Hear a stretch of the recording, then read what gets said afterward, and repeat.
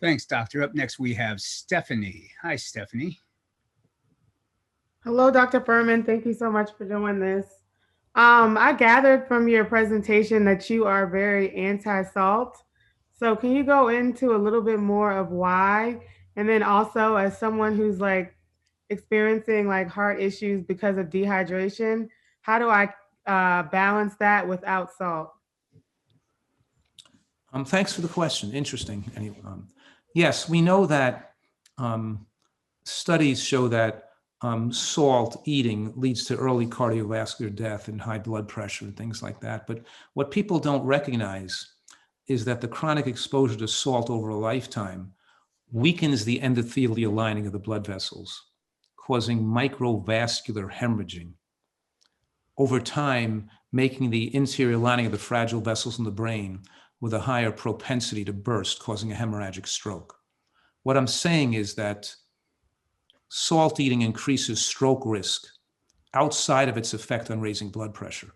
So even if you don't have high blood pressure in response to salt, you're still aging your body and increasing risk of death, because you may not be aware that people in Asian populations or people with local populations with low cholesterol are at higher risk of hemorrhagic stroke and low risk of embolic or ischemic stroke, and that low cholesterol and plant-based diets are linked to higher risk of hemorrhagic stroke for people who eat salt.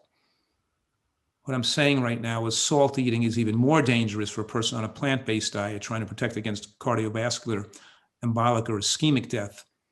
It increases risk of hemorrhage, a bleed, not a clot, and atherosclerosis. And eating a diet that promotes high cholesterol and blockages and thickening of the vessels in your body has some protective effect on thickening the thinner blood vessels and fragile blood vessels in the brain. I'm saying atherosclerosis, eating burgers and pizza and bacon may lower your risk of hemorrhagic stroke as it increases your risk of ischemic stroke. And as we increase the risk of hemorrhagic stroke, because we have no atherosclerosis protecting our fragile vessels, it's more important not to eat salt.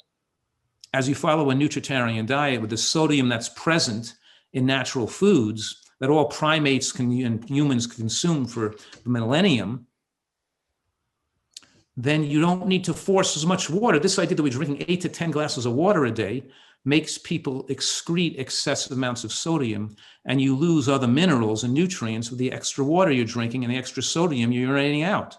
So people become dehydrated from the excessive consumption of water that they didn't need. And drinking more water makes them more dehydrated because they can't hold on to intravascular volume, and their intravascular blood volume, blood sodium gets too low from the excessive drinking of water.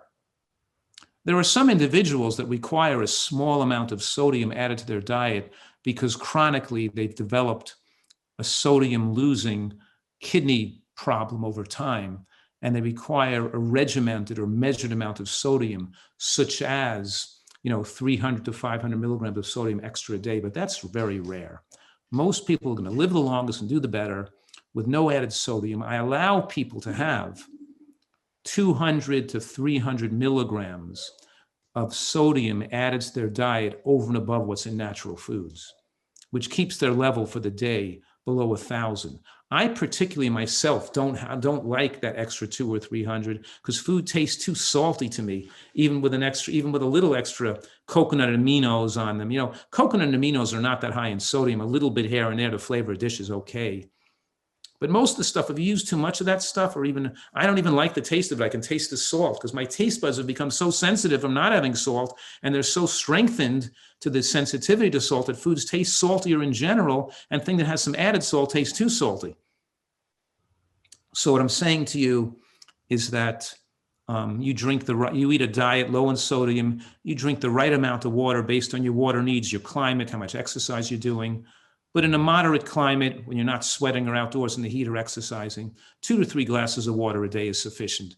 Don't drink 8 to 12 glasses of water a day because you can become dehydrated by over drinking water. And that may be the cause of your relative hyponatremia or low body sodium.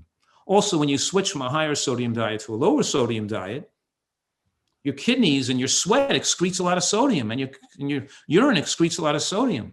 So people, when they switch from a high sodium intake to a low sodium intake, they're still urinating out and sweating out too much sodium. and they become relatively fatigued or low blood volume. But you went over a few weeks of time, as your kidney stops putting on excess sodium and your body homeodynamically becomes sensitive to a lower amount of sodium, holding on to sodium effectively, and you're not losing sodium in your sweat anymore, which means you're not going to get cramping and lose loss of electrolytes with heavy exercise or sweating in the heat. These athletes are taking in Gatorade and electrolyte drinks, and they get cramps in their legs, and they begin there because they're losing sodium and other minerals like potassium and magnesium from sweat. But if you're used to eating a diet that's already an excellent diet without excessive amounts of sodium, then your sweat does not lose those minerals, and you don't need to sodium replenish or electrolyte replenish.